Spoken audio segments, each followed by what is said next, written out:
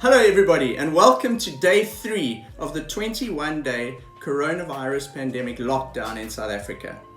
If you're like us, you're starting to feel a little bit anxious and you're getting overwhelmed by the barrage of negative information, fake news and anxiety that's out there.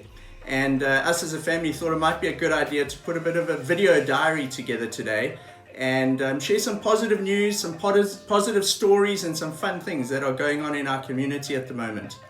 The inspiration for this is really twofold. Last night we watched a video of a good friend of ours from Johannesburg, Kevin Fine, who used to be a DJ on 5FM and is now with Jacaranda FM. And he put out a sort of a very video diary that was incredibly positive, and it just capped off for us what had been quite a negative day in terms of news. And if you watch Twitter and Facebook especially, there's just so much negativity happening out there. It wasn't too difficult to set up because my son Tristan Frew, who's 13, is very involved in all sort of production. He does lighting, he does video, stage productions, he's been involved in many webcasts and that sort of thing. So we just thought it'd be good to put a little video diary together, perhaps just to try it out. You guys must let us know what you think. And we're going to share with you just some of the positive stuff we've seen through our own feeds and information coming through to us and what's happening in the community around us. So the first thing we want to share with you is if you're feeling anxious, a little bit closed in by this lockdown, you may have a little bit of depression starting to creep in with all this negative news and everything around us. I've got a link of something to share with you that might be very, very helpful. Grace Family Church that are based in Umhlanga had an online service this morning, and just before the service they had a 20-minute clip that was James Sharratt, who's a clinical psychologist based in Durban, and he spoke specifically around anxiety and how to deal with anxiety in times of extreme stress like this. And if you look on YouTube, the link is uploaded there, and what we'll do is we'll also put the link to that video underneath our little video diary at the end of the day. So I'd really suggest that you lean in and have a look at that if you're starting to get that, or if you have that anxiety already, which many people are feeling. His words definitely help you deal with that. Another thing that we found really helpful over the last couple of days is doing a little bit of exercise together as a family. We're no exercise experts by any means, so what we've been doing is just Googling home exercises, things like yoga, Pilates, weight training, all that sort of stuff, and we've figured out a little program for ourselves. And maybe you saw yesterday we did some training in the pool. My wife Chantel doubled up as a lifeguard and a timer. She did a great job at it, so maybe there's a career in that down the line for Chantel. But I'd encourage you to try and exercise as a family. It's really fun and it's a great bonding experience as well. Even if it's just in your bedroom, in the lounge, or if you have access to an outdoor area, it's really nice to get a bit of sunshine and blood through your veins, and definitely gets the endorphins going in. And again, it just helps with that anxiety and that locked in feeling that we're all feeling at the moment.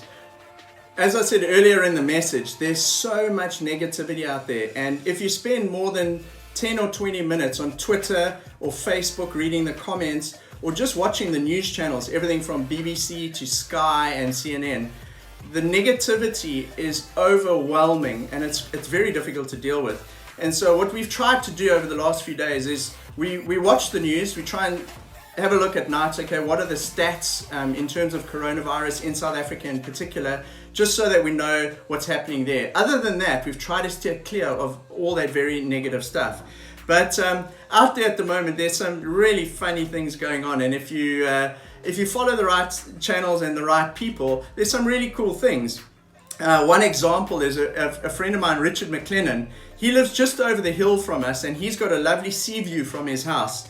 And he's actually turned into an incredible ship spotter.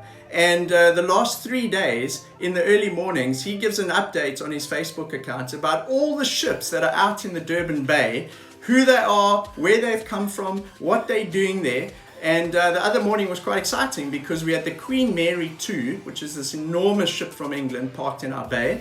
And then we had 1 or 2 of the MSC ships, and people were asking, what is this all about? And in just 3 days, Richard McLennan has now turned into a ship expert. And that's been really fun. So every morning I go to look on his Facebook feed, and I want to see, hey, what's happening with the ships, even though I can't see them from my house. And it's been quite entertaining. And he's developed a little community around that. It's quite fun.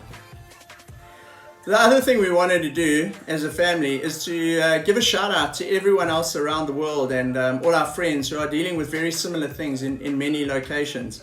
I've got a friend, Lee, in New Zealand that we were in the army with together, and just a little bit of communication. You're forced into your phone and communicating like this over the last little while because there's no face-to-face, and we've sort of rekindled a friendship there, and it's been great to be in touch with him. I love getting updates from Matthew Mentz, my friend in Hawaii. He lives right on the beach near the North Shore, and it's great to see what the Hawaiians are doing over there. I've got a friend in California, Julian. He's doing a lot of training. He's a triathlete, and he's got his static bike in his lounge, and he's doing all sorts of run stuff and that. And we've got a lot of friends all over the world, and it's just amazing to see everyone's in the same situation. It's not just us in South Africa. And just reaching out to some of those people and following what they're doing to try and stay positive has helped us as a family sort of lift our spirits and stay positive as well. A couple of years ago, we used to have a newspaper in Umhlanga, and it was called the Umhlanga Globe. And it was a community newspaper that came out once a month, and it was filled with good news and positive stories with a positive spin of everything in the community. And you always got a sense after reading that you had a real positive vibe. And I thought that we need more of that sort of thing, especially in news media or just media in general, as opposed to just this very negative comments and scathing stuff that's out there. This week before we had the lockdown, I popped a message off to Andy Davis, who runs Zigzag in South Africa, and I said to him, Andy, is there any chance that the new Zigzag is available yet? Because it would be fantastic to have that as we go into lockdown. And check this out. I got a copy from him on Thursday afternoon. I'm not sure if the Zigzag is in stores yet, but it's got a great shot of Ricky Basnett at Cave Rock, taken by Darren Symes over the last winter. And it's filled with what I was talking about just now. Just good news, good sort of positive content. And after you flip through this and you read it, as a surfer especially, you're just in a much more positive space. So look out for Zag if you are able to get to the shops and if they are available. Otherwise, you can obviously grab it after lockdown. The other thing in the Zag is it's got the new wetsuit buyer's guide, which is in here. And as we're going into winter, there's the wetsuit buyer's guide, and you can have a good think through the wetsuit buyer's guide while we're on lockdown, so you know exactly what suit you might need to get for winter wherever you are in South Africa. So another pretty cool thing of good news. If you don't have the mag, follow them on Facebook and their Instagram and the rest of their social media channels. The other thing I've noticed going around on social media, especially on Facebook and Instagram, not so much on Twitter, is a thing called the spray challenge, #spray challenge.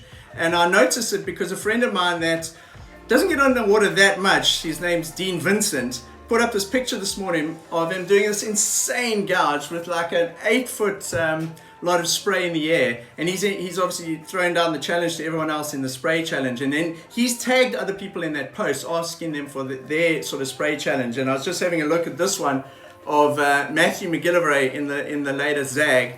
Unfortunately, Matty was not able to compete at the opening event of the WSL in Australia, but that's a fantastic example of a spray challenge. So check that out, #spray challenge, if you're looking for some surf-related fun content online at the moment. The other thing that I've seen is GoPro is running a thing called Home Pro.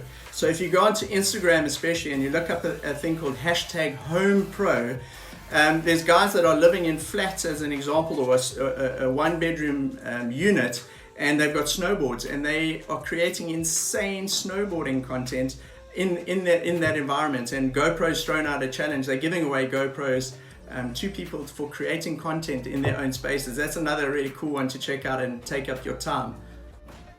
The last thing I wanted to chat about was some of the new technology that we're experiencing and new apps that are coming to the fore as we experience this lockdown type of environment. Two of them in particular, the one's called House Party and the other one's called Zoom. These are two things I had no idea even existed 2 weeks ago. They weren't even on my radar. And now we've got them on our phone. So House Party is a app that helps or enables you to video call with people. And we've been using it on our family chats. It's a great way of seeing your family in all their houses and spaces around the world and where they lock down. And a great way of seeing them and interacting in a group environment. And the app called Zoom is very, very similar to that. So I'd encourage you to download that. We'll put the links on the bottom of the video as well if you haven't checked that out already.